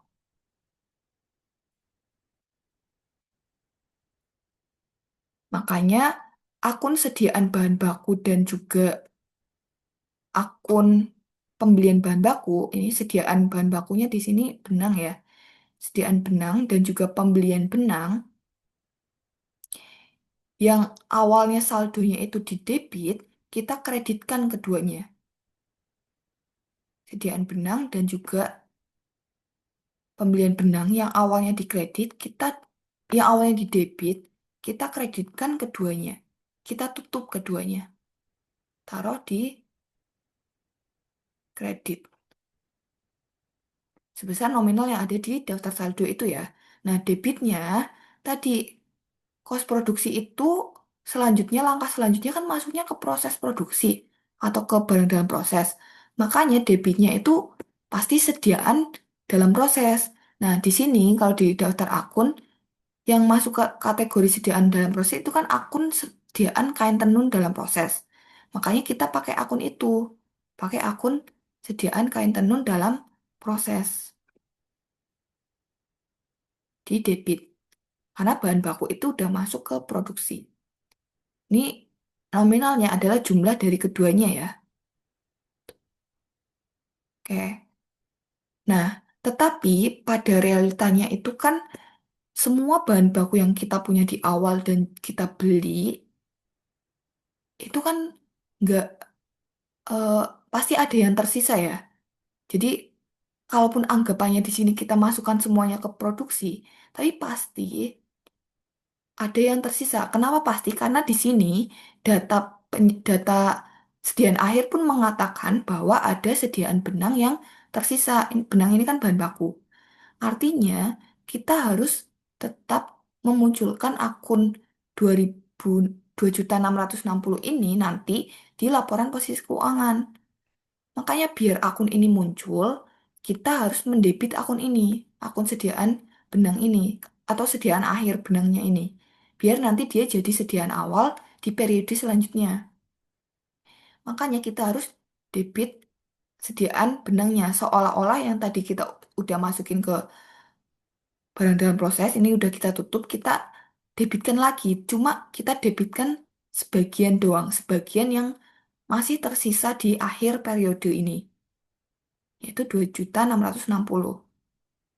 Kita debitkan, ini 2.660 ya, berarti angkanya di sini. Nah, kreditnya itu adalah lawan akunnya yang A ini. Kan kalau tadi akun di A ini sediaan benang ini kan lawannya sediaan kain tenun dalam proses. Di sini juga sama. Lawannya ini yang akan dikredit. Sediaan kain tenun dalam prosesnya akan dikredit.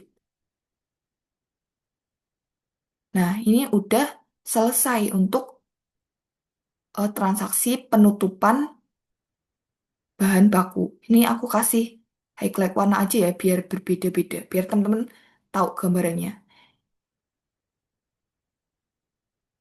Oke, ini untuk bahan baku. Udah selesai. Kita lanjut. Tadi yang kedua itu kita juga harus menutup Oh, ini TKL ya. Maaf, TKL. Kita harus menutup tenaga kerja langsung ke proses produksi juga. Nah, tenaga kerja langsung kalau di daftar saldo, itu kan yang masuk ke kategori tenaga kerja langsung itu ini ya udah langsung spesifik akun biaya tenaga kerja langsung ini ya. Cuma kan di daftar saldo itu nggak ada nominalnya. Nah, kita baru dapat nominal itu di jurnal alokasi karena di jurnal alokasi biaya gaji dan upah itu dialokasikan ke tiga bagian ini, TKL salah satunya. Makanya di sini kita itu akan mengkredit juga TKL kan TKL itu saldo normalnya kan debit. Kita kreditkan juga karena tadi ditutup itu dinolkan atau dibalik dari saldo, dari saldo normal. Berarti TKL-nya kita taruh di kredit sebesar yang ada di jurnal alokasi tadi. Karena TKL itu kita cuma dapat nominalnya di daftar di alokasi aja, nggak di daftar saldo. Lalu debitnya apa? Debitnya sama, sediaan dalam proses atau dalam kasus ini adalah sediaan kain tenun dalam proses. Karena lagi-lagi gini teman-teman, ini TKL ini ditutupnya mau proses selanjutnya itu proses produksi, makanya dia akan jadi barang dalam proses gitu. Makanya debitnya adalah sediaan kain tenun dalam proses. Nah, TKL ini cukup singkat, jadi udah selesai di sini. TKL. Ini aku highlight lagi, beda warna.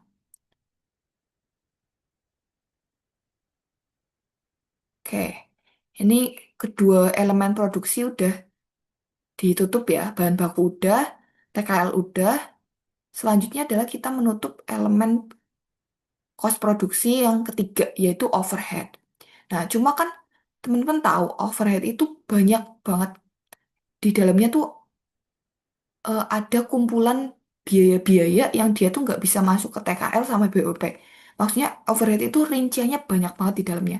Jadi kita nggak bisa langsung mengkredit overhead dan mendebit barang dalam proses atau sediaan dalam proses. Tapi kita harus ngumpulin dulu semua biaya-biaya dijadiin satu di akun overhead. Yang mana ini namanya nanti overhead kendali. Karena kita mengendalikan semua akun-akun yang banyak, ibaratnya berceceran banyak, kita kendalikan di satu akun overhead. Makanya semua biaya yang termasuk overhead, kita taruh di kredit. Karena kan biaya ya, biaya saldo normalnya debit, waktu ditutup ditaruhnya di kredit. Kita kreditkan semua biaya yang masuknya overhead. Nah, kalau teman-teman bingung yang masuk ke overhead yang mana, itu clue-nya yang masuk ke overhead adalah biaya yang ada kaitannya sama produksi pabrik, ya, yang ada kaitannya sama produksi dan pabrik. Yang mana biasanya itu udah ada keterangan kayak gini, udah ada keterangan strip pabrik kayak gini. Jadi kalau kita urutkan dari bawah sini, yang masuk ke BOP ini biaya lain-lain pabrik ini BOP ya. Terus asuransi pabrik BOP.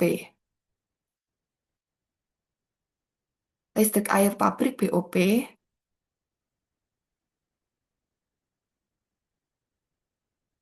depresiasi bangunan pabrik BOP, gaji pengawas pabrik BOP. Nah, tapi kita nggak bisa langsung cuma pakai yang ada kata-kata strip pabriknya aja ya teman-teman. Teman-teman harus cermat, karena kadang ada BOP yang nggak ada keterangan pabriknya kayak gini. Kan tadi BOP itu adalah semua biaya yang berkaitan sama pabrik sama produksi yang nggak bisa masuk ke bahan baku sama TKL. Otomatis kayak pemakaian bahan penolong. Bahan penolong kan bukan bahan baku. Makanya dia nggak bisa masuk ke eh, biaya bahan baku. Makanya dia masuknya ke BOP. Dengan demikian, pemakaian bahan penolong pun dikategorikan sebagai BOP. Terus ada lagi nggak? Ada, yaitu depresiasi mesin dan peralatan ya.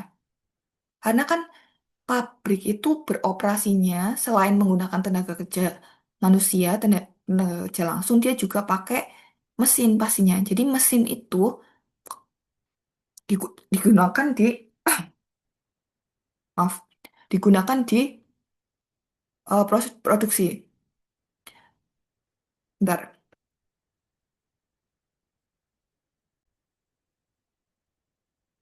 Oke, tadi eh, mesin dan peralatan ya, itu karena pasti perusahaan itu pabriknya selain sama manusia dikerjainnya, pasti sama mesin juga. Makanya teman-teman harus berpikir logis di sini. Berarti udah prosesi mesin dan peralatan, dia juga masuknya ke BOP. Pokoknya BOP itu biasanya selain selain ada kata-kata AP-nya itu BOP. Tapi perlu dipikir lagi gitu, apakah ini emang ada keterkaitannya sama proses produksi atau enggak gitu. Nah, semua biaya yang udah kita kategorikan ke BOP ini yang kita kredit di sini di penutupan BOP. Debitnya apa? Debitnya tadi karena kita mau mengumpulkan semua biaya ini menjadi satu akun overhead kendali, maka debitnya adalah BOP. Debitnya adalah overhead overhead atau biaya overhead pabrik. Ini. Ini jangan lupa nominalnya dan jangan lupa kalau kayak gini, kalau cukup banyak rinciannya kayak gini, eh, menjumlahkannya hati-hati ya, jangan sampai salah nominal. Itu, oke. Untuk PUP udah, ini aku highlight juga beda warna. Oke, berarti tiga penutupan udah ya. Penutupan kos produksi semuanya udah selesai dilakukan. Tadi.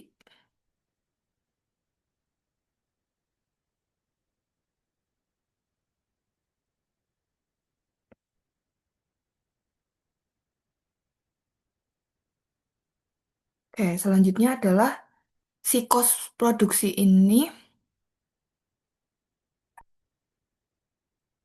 Oh, benar. Tadi baru menutup BOP, biaya ke BOP. Oke, lupa, maaf. BOP-nya itu juga sama kayak TKL sama bahan baku. Dia harus ditutup ke sediaan dalam proses. Jadi di sini kita mengkredit total BOP-nya ke sediaan dalam proses. Oke, maaf ya tadi, Pak.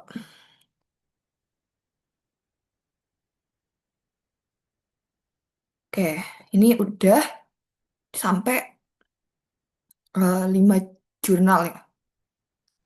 5 jurnal udah kita lakukan. 5 jurnal ini cuma datang dari, nah, cuma datang dari kos produksi aja, bahan baku, TKL sama BOP.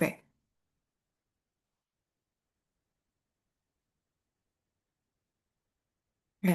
Selanjutnya, 2 jurnal lainnya, yaitu nanti dari penutupan barang dalam proses ke barang jadi, dan yang kedua itu penutupan dari barang jadi ke penjualan atau laba rugi. Itu. Oke, kita lanjut ya, jurnal yang keenam, yaitu menutup barang dalam proses ke barang jadi. Jadi ini kan tadi semua elemen ini udah ditutup ke barang dalam proses. Berarti proses produksi itu udah berjalan itu, udah berjalan. Nah, selanjutnya kalau proses produksi udah berjalan kan langkah atau proses selanjutnya adalah barang dalam proses itu berubah jadi barang jadi. Makanya sediaan dalam proses itu harus ditutup ke barang jadi. Berarti sediaan dalam prosesnya karena dia ditutup, dia akan ditaruh di kredit. Barang jadinya yang akan di debit. Karena dia adalah proses selanjutnya gitu. Dalam prosesnya yang di kredit dan barang jadinya yang di debit. Nah, ini nominalnya dapat dari mana? Ini yang kadang eh, teman-teman suka salah gitu. Ini dapatnya itu teman-teman akumulasikan semua akun sediaan dalam proses. Mulai dari sediaan dalam proses awal. Lihatnya di daftar saldo. Sediaan dalam proses awal ini lalu teman-teman jumlahkan. dengan semua penutupan yang ada akun sediaan dalam prosesnya. Kayak contohnya yang penutupan pertama, ini kan ada akun sediaan dalam proses ya. Di sini. Nah, tapi lihat lagi posisinya di mana ya, di debit atau di kredit. Kalau di kredit, dia berarti mengurangi. Ini kan yang penutupan kedua, bahan baku, yang B ini kan sediaan dalam prosesnya di kredit, berarti dia dikurangi. Dikurangi ini. Nah, ini karena yang TKL di debit, maka tinggal ditambah lagi. Ditambah, dan yang terakhir itu yang di BOP. Ditambah yang di BOP. Oke, berarti tadi udah sediaan dalam proses awal, ditambah atau dikurangi dengan semua sediaan dalam proses yang ada di penutupan sebelumnya. Habis itu jangan lupa dikurangi dengan sediaan dalam proses akhir yang ada di data ini. Data sediaan akhir ini, sediaan dalam proses akhir.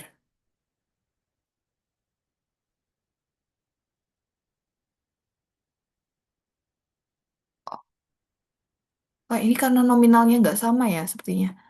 Oke, ini diganti 1470. Ya, ini minus karena tadi aku cuma ngeling gitu ya teman-teman. Kan tadi ini eh, satuannya tuh beda, bukan satuan ya. Koma-komanya itu kan beda.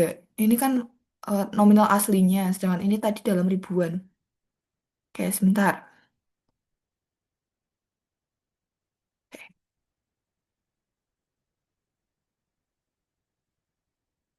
oke. Ini udah ketemu 19.725. Oke, ini ada komanya ya. Oke, pokoknya kayak gitu ya teman-teman. Polanya itu sediaan awal ditambah semua akun sediaan dalam proses yang ada di jurnal penutup. Kalau dia dikredit berarti mengurangi. Habis itu dikurangi sediaan dalam proses akhir.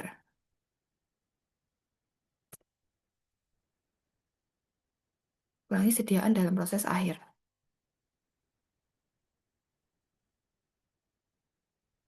Ini. Nanti ketemu ini. Oke. Oke, lanjut. Yang ketujuh, tadi langkah selanjutnya adalah setelah si barang jadi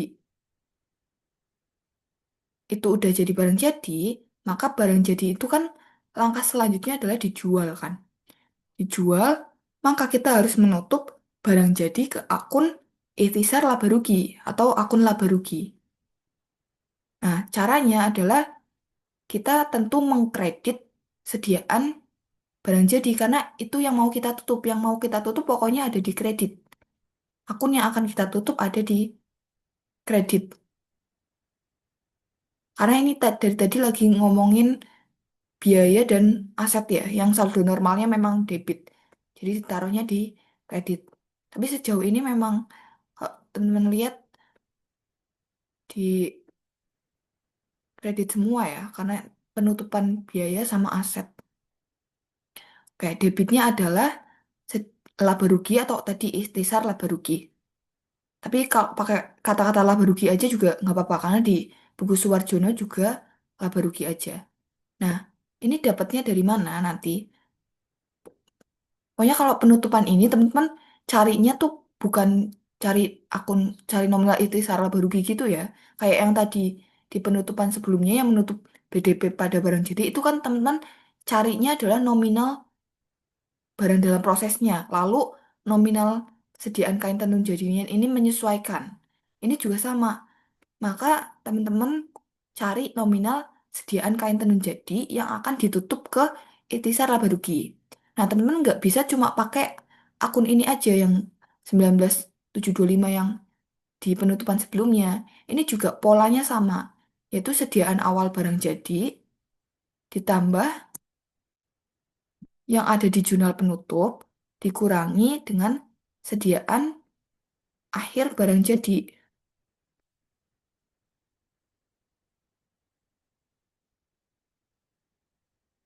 Berarti Caranya adalah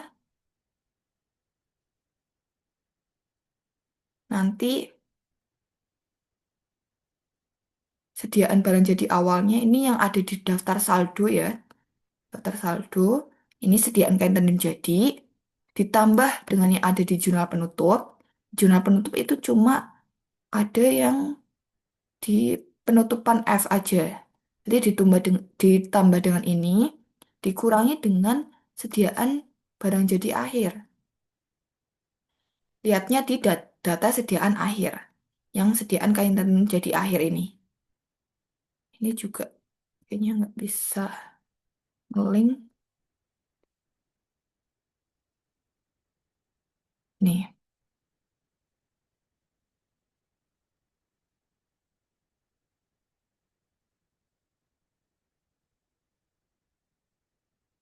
nanti ketemunya 21.475,4.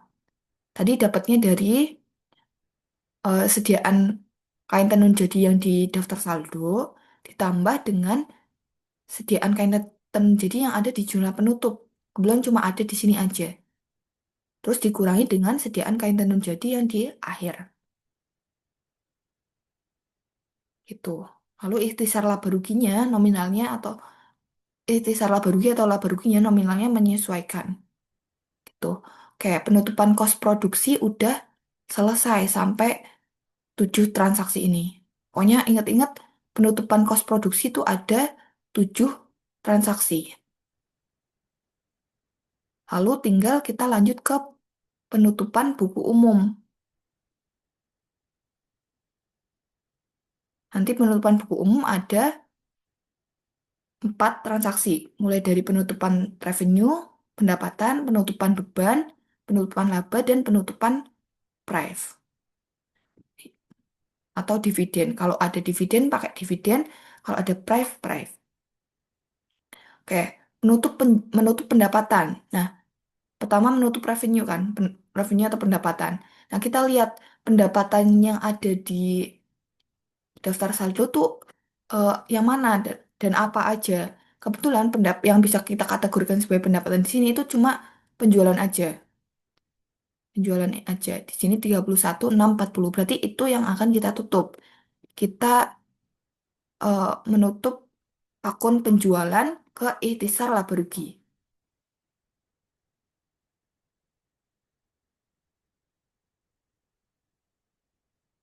Karena kan penjualan saldo normalnya kredit ya teman-teman. Jadi waktu ditutup dia ada di debit dan lawannya atau ikhtisar laba ruginya itu di kredit. Selalu ingat-ingat ya, kalau menutup itu membalik dari saldo awal. Maaf, saldo normal. Membalik dari saldo normalnya. Penjualan saldo normalnya kredit, jadi waktu ditutup di debit. Oke. Lalu penutupan beban ini juga sama, ingat prinsipnya adalah membalik dari saldo normalnya. Beban yang saldo normalnya di debit, waktu kita tutup berarti kita rincikan semuanya di kredit. Nah, beban-beban yang kita tutup di penutupan buku umum ini adalah beban-beban yang belum kita tutup di overhead. Jadi, teman-teman bisa, kalau di lembar soalnya bisa di checklist-checklist gitu ya. Jadi, di list beban mana yang belum ditutup ke BOP. Itu yang akan teman-teman masukkan di penutupan beban operasi ini. Nutup di beban operasi. Ini nominalnya jangan lupa dimasukkan juga. Nah, ini teman-teman juga perlu diperhatikan ya. Jadi dari tadi, pokoknya itu jangan pernah em, mengabaikan nominal terbaru atau nominal setelah jurnal penyesuaian. Contoh kayak bunga bank. Bunga bank ini kan di daftar saldo itu nominalnya 945 ya. Sedangkan di jurnal penyesuaian itu ada tambahan lagi nih. Ada tambahan bunga bank 210. Makanya bunga bank yang ditutup di sini itu adalah bunga bank hasil penjumlahan dari daftar saldo dengan penyesuaian. Itu perlu teman-teman perhatikan sekali. Jadi jangan Jangan sampai teman-teman cuma mengacu ke daftar saldo aja. Jadi boleh di list dulu, nanti dilihat lagi ke jurnal penyesuaian mana yang terpengaruh jurnal penyesuaian gitu. Oke, kalau gaji pegawai apa ini lihatnya di alokasi ya, karena kan udah dialokasi. Depresiasi bangunan AP ini juga lihatnya di alokasi.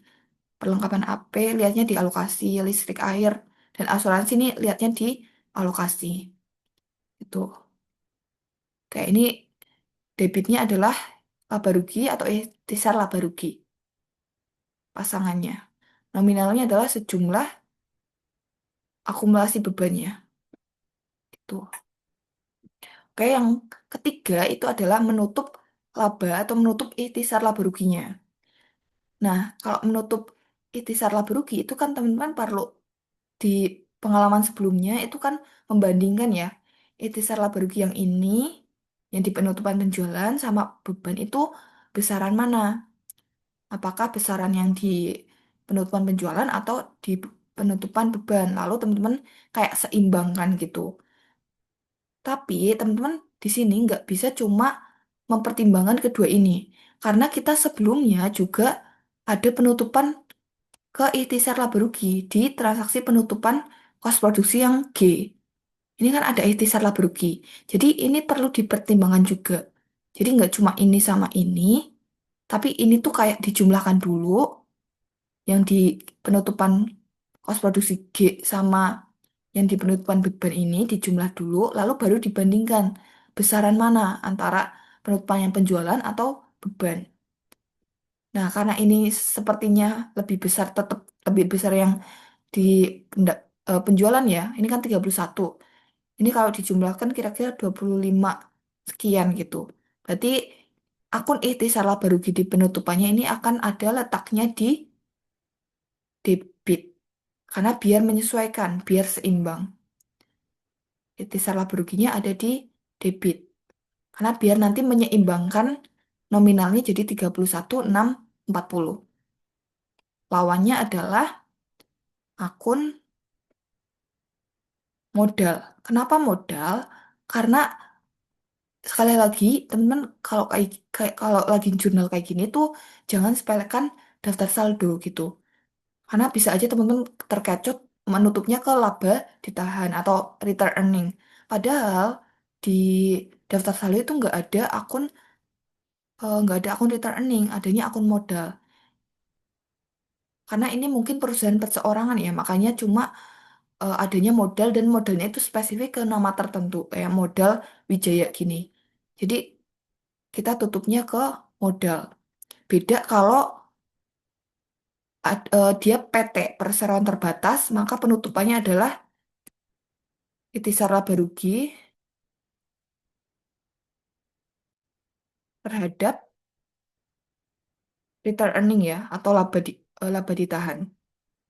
Ini kalau dia PT ya, tapi karena ini perusahaan perseorangan, maka penutupnya seperti ini. Dan ini bisa dilihat juga dari penutupan yang keempat. Jadi kalau perusahaan perseorangan itu pakainya pref karena pengambilan pribadi. Sedangkan kalau PT itu adanya dividen. Nah, penutupan pref pun dia nggak menutup ke RE, tapi menutupnya ke modal. Jadi kalau yang penutupan pref ini menutupnya ke modal. Pref kan saldo normalnya debit, ditutupnya di kredit. Ditaruh di kredit, lalu akun lawannya itu adalah modal. Nominalnya adalah sesuai pref yang ada di daftar saldo. Gampang ya, sebenarnya tuh cuma beda ininya aja kok. Jadi kalau perusahaan PT ininya RE, modelnya tuh diganti RE. Tapi kalau perusahaan perseorangan kayak gini, berarti diganti dengan modal.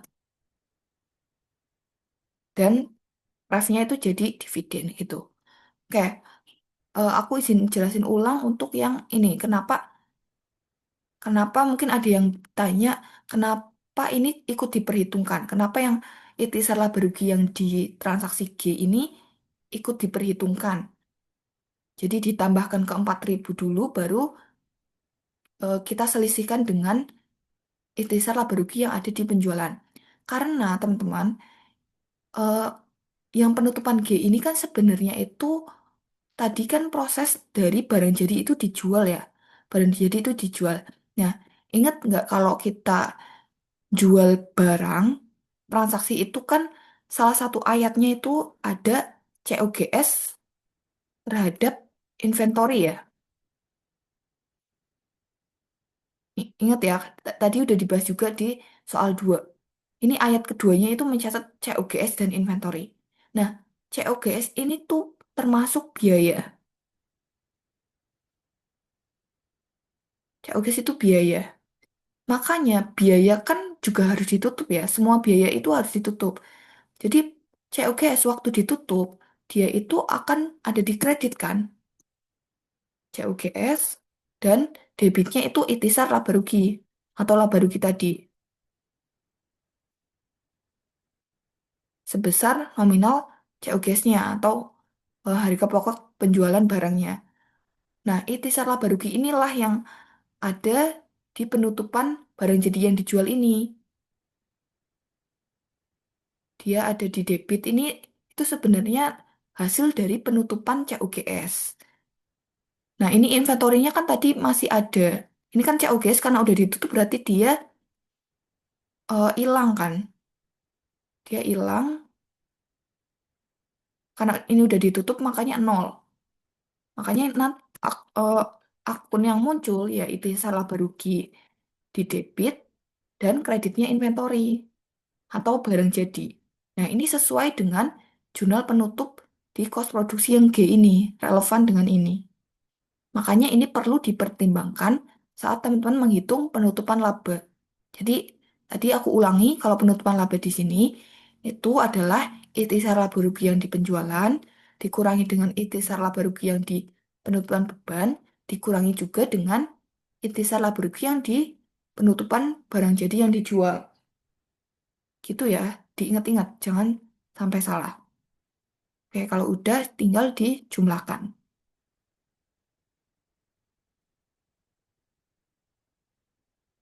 Oke, jurnal penutup aku kira udah clear ya. Tadi cukup panjang soal nomor 3 ini, penyesuaian, alokasi, penutup, kos produksi, dan penutup buku umum. Nah, itu teman-teman makanya perlu hati-hati banget di soal-soal yang kayak gini. Gitu. Karena biasanya bobotnya tinggi dan lumayan tricky. Oke, lanjut ke soal terakhir. Ini sebenarnya udah kita bahas di waktu kita latihan soal chapter 11 ya. Dikit, nggak apa-apa kita bahas ulang juga. Yaitu di sini PT Bengawan menggunakan sistem penentuan kos pesanan dalam mengumpulkan biaya produksi. Ini menggunakan job order costing berarti ya. Kos sistem penentuan kos pesanan. Untuk membuat produk, perusahaan menggunakan dua departemen produksi. Oke, jadi produknya itu melewati dua departemen produksi. Satu dan dua. Biaya overhead pabrik dibebankan kepada produk atas dasar tarif. Oke, jadi kita nanti perlu menghitung tarif BOP terlebih dahulu. Tarif BOP di Departemen satu ditentukan berdasarkan upah tenaga kerja. Oke, ini dasar tarifnya adalah upah tenaga kerja. Sedangkan tarif BOP di Departemen 2 didasarkan atas jam mesin. Berarti upah tenaga kerja dan jam mesin ini tadi cost driver ya. Kalau teman-teman yang tahu cost driver, secara singkat itu adalah pemicu biaya. Ini udah pernah kita bahas juga. Nah, informasi tentang anggaran untuk tahun 2020 adalah sebagai berikut. Kalau ini kata-katanya anggaran, berarti ini kan baru diperkirakan ya. Anggaran ini berarti baru diperkirakan. Atau secara nggak langsung juga ini adalah taksirannya.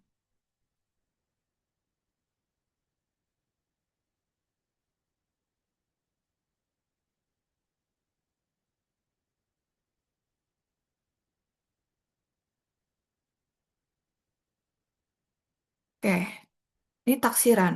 Karena baru anggaran. Gini.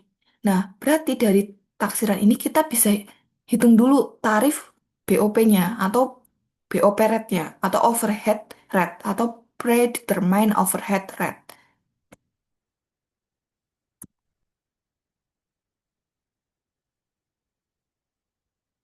Oh, sebentar. Kayaknya predetermined ini juga masuk di soal. Oke, berarti kita hitung lagi, hitung di nanti aja di soalnya langsung. Ya, ini datanya ya. Lalu informasi tentang pesanan AMD satu. Ini berarti real karena informasi tentang pesanan AMD satu yang dikerjakan selama bulan Mei dan Juni adalah sebagai berikut. Ini jam mesin realnya, biaya bahan baku realnya, TKL realnya. Lalu ada juga data tentang taksiran biaya administrasi sebesar 6% dari harga jual. Dan pesanan AMD ini dijual dengan harga 74.500. Berdasarkan informasi tersebut, dihitunglah yang pertama, tarif BOP baik untuk Departemen satu maupun Departemen 2. Ini tadi predetermined overhead rate ya. Tarif BOP predetermined overhead rate.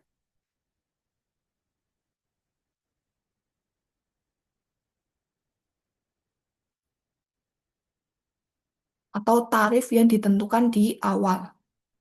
Namanya sesuai predetermined. Predetermined. Eh, nah, Departemen satu tadi kita cermati lagi soalnya, tarif BOP Departemen satu itu ditentukannya atas upah tenaga kerja langsung. Berarti,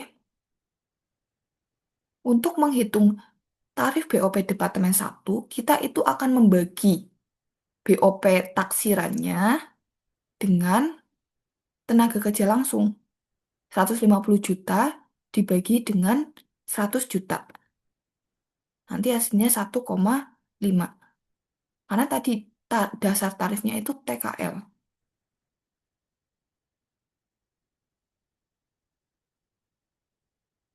Kayak itu artinya tuh kayak 1,5 tuh artinya satu TKL, BOP-nya tuh 1,5 dari upah TKL-nya gitu. Ibaratnya kalau gaji TKL bulan itu 5 juta, gaji yang dikeluarkan untuk TKL bulan itu tuh 5 juta, berarti overhead yang terjadi di bulan itu 1,5 kalinya dari biaya TKL. Jadi berarti 1,5 kalinya 1,5 ya, 7.500.000 gitu. Ini kan bisa terlihat nih, overheadnya 150, TKL 100. Ini kan 1,5 kalinya gitu. Lalu, Departemen 2 kita berlanjut ke Departemen 2. Tadi di soal disebutkan bahwa tarif Departemen 2 itu didasarkan atas jam mesin. Berarti, biaya overhead yang di Departemen 2 ini, anggarannya kita bagi dengan jam mesin. 134.000 dibagi 75.000 jam.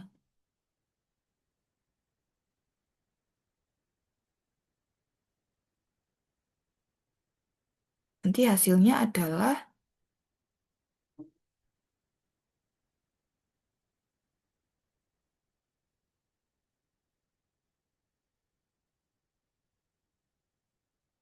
oke, 1.786,7.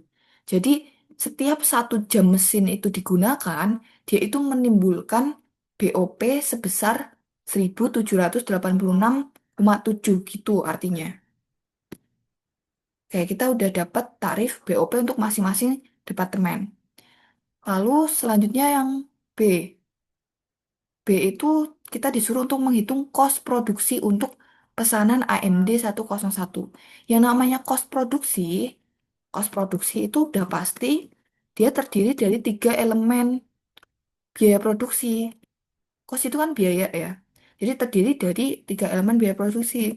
Ada bahan baku untuk material, dua itu TKL, dan ketiga ini BOP.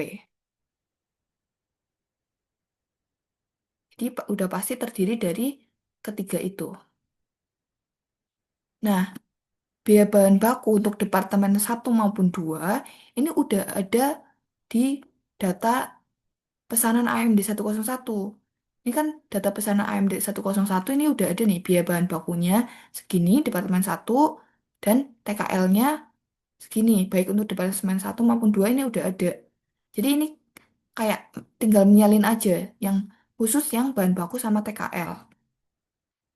Menyalin dari data soal. Lalu BOP-nya gimana? BOP-nya kan tadi kita udah nyari tarifnya, udah nyari tarifnya. Nah, ini kan Departemen satu ini kan tadi 1,5 per TKL. Berarti 1,5 ini untuk penentuan BOP Departemen satu kita kalikan dengan TKL Departemen satu karena tadi 1,5 per TKL. Jadi kita kalikan dengan TKL.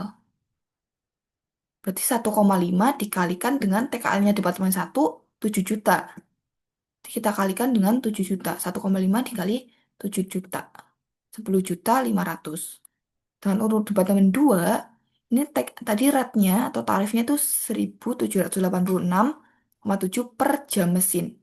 Berarti ini kita kalikan jam mesin yang terjadi di departemen 2. 1.786 kita kalikan dengan jam mesinnya 1.200 jam. Nanti hasilnya adalah 2.144,40.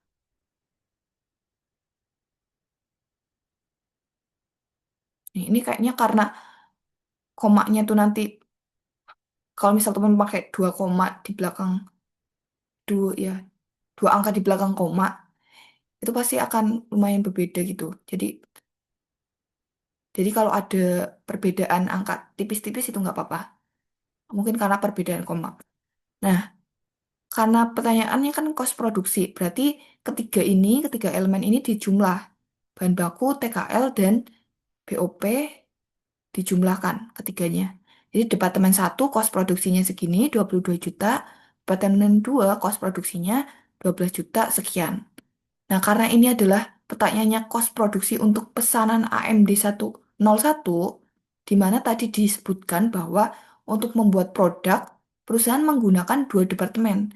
Maka kos produksi untuk pesanannya, kita jumlahkan kos produksi dari masing-masing departemen.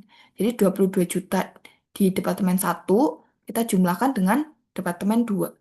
Sehingga nominal kos produksi akhirnya untuk pesanan AMD satu ini sebesar 36 juta sekian. Itu ya. Oke, yang terakhir pertanyaannya adalah taksiran laba untuk AMD satu. Laba itu kan secara umum dapatnya dari penjualan ya. Penjualan dikurangi dengan COGS. Karena ini perusahaan manufaktur, berarti nggak nggak kayak perusahaan jasa yang cuma penjualan dikurangi beban gitu.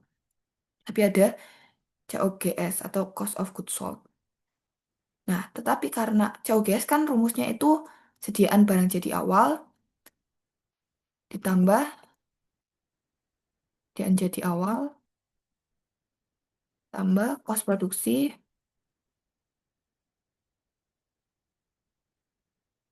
dikurangi sediaan air.